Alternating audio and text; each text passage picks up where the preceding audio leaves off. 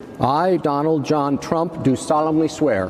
I, Donald John Trump, do solemnly swear. L'Afrique était pratiquement absente des débats de la présidentielle américaine. Pourtant, cette dernière aura de fait un impact significatif sur le continent au regard du poids des États-Unis et notamment de ses financements en direction des pays africains dans divers domaines. La victoire de Donald Trump laisse dans ce cas présager des changements potentiels dans la vie de nombreux Africains. À quoi les pays africains pourraient-ils s'attendre avec le comeback de Donald Trump à la Maison-Blanche?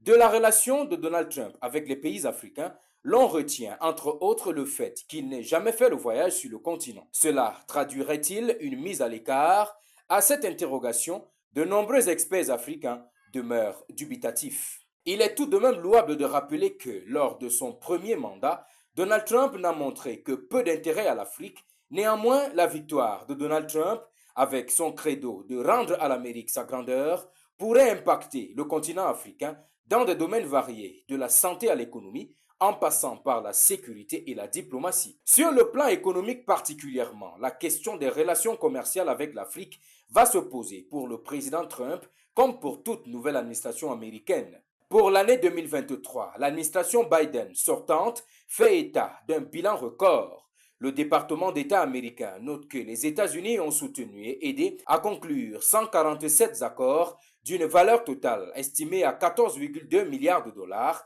en nouveaux échanges commerciaux et investissements bilatéraux entre les États-Unis et les pays africains. Et de souligner, cela représente une augmentation d'environ 60% du nombre et de la valeur des contrats conclus en 2022. Le président Donald Trump devra donc procéder à la prolongation d'un important contrat multilatéral avec des pays, notamment l'African Growth and Opportunity Act, AGOA, qui doit expirer en 2025, mais des négociations pour sa prolongation sur une durée de 16 ans sont en cours. Bien évidemment, une bonne nouvelle pour de nombreux pays africains.